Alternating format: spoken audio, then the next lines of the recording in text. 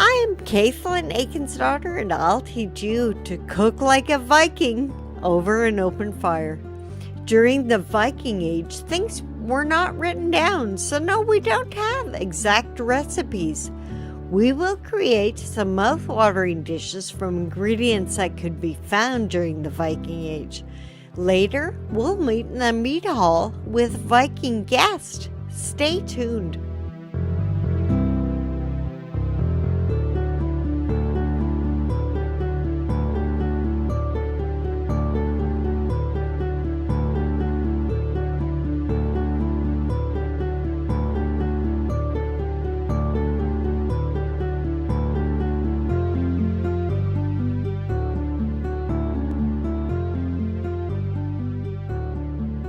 Chicken stew with dark ale. Viking Age people used different fowl for food. They would hunt seabirds both for meat and eggs. The farmers did have chickens and ducks, and when the chickens got too old to lay eggs, they became the fowl supper. This stew uses more winter vegetables and was more likely cooked when the weather turned cooler. The vegetables were gathered and stored during the fall to use during the long winter season. We will start with 3 carrots chopped into bite-sized pieces. Did you know that during the Viking Age there were no orange carrots? White and yellow were available in the northern climates, with red and purple carrots in the Middle East. Orange carrots were created in the 1600s as a tribute to the Duke of Orange in Holland. The orange carrot became the one preferred and produced because of the color. That's why most rainbow carrots, when you cook them, turn back orange. I remember late one fall, we'd actually had the first snowfall. The warriors who had gone off of Viking were still not back. We were afraid they were not coming back. The women, children, and elder villagers were alone.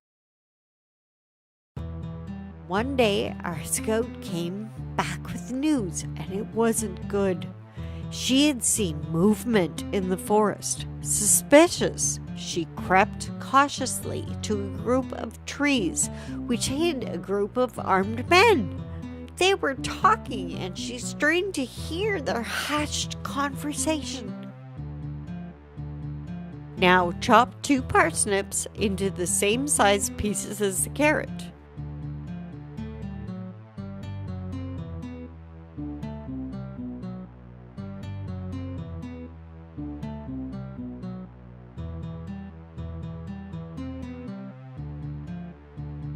Peel 2 onions and dice them. Cut up a turnip into smaller pieces. We want them to go farther. So, a group of warriors from another landowner were sneaking in to attack us. While women were not usually attackers, we did know how to defend. You try taking something valuable from a woman and find out.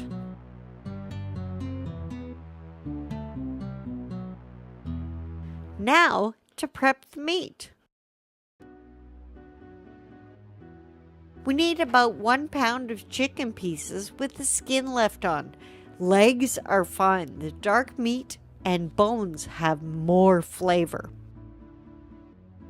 Separate the legs from the thighs. Heat the pot over the fire and fry the chicken pieces in butter about 5 minutes aside.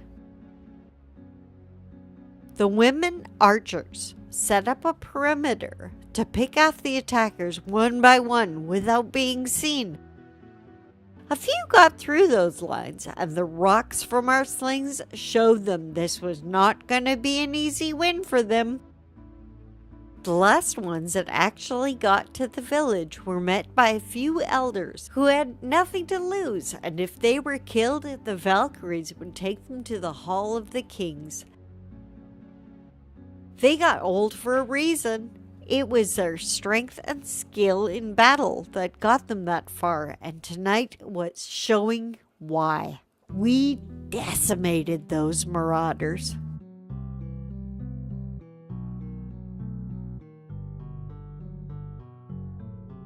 A dash of black pepper. I know we're making the rule just for something special.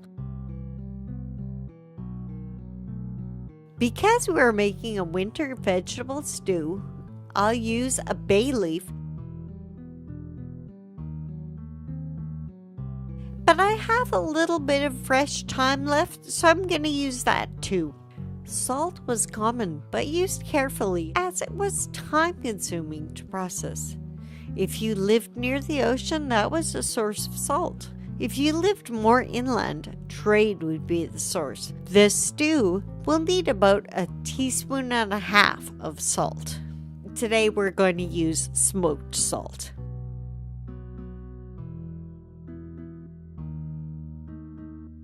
Now, find a great dark ale. And we'll use about 1.5 cups. Tonight, we feast. We will honor those who enter Valhalla and offer a drink to Odin. Skull! Traditionally, the whole bird would have been used. Season the meat with salt and pepper. Add all the vegetables, thyme, bay leaf, and ale.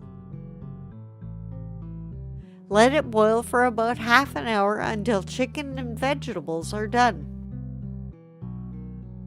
Ooh, that looks good. We're gonna let the ale boil down to make a gravy that'll be full of flavor. Chicken stew with dark ale.